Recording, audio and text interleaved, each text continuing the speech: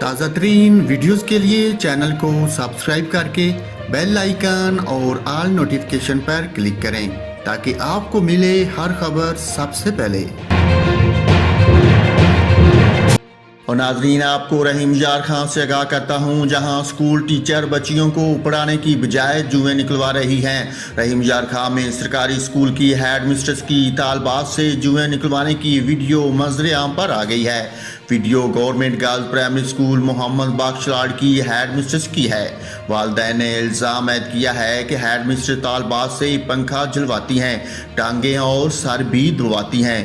والدین نے مزید کہا کہ بچیوں کو پڑھنے کے لیے اسکول بھیجتے ہیں، ہیڈ مسٹر بچیوں سے ملازموں والا سلوک کرتی ہیں۔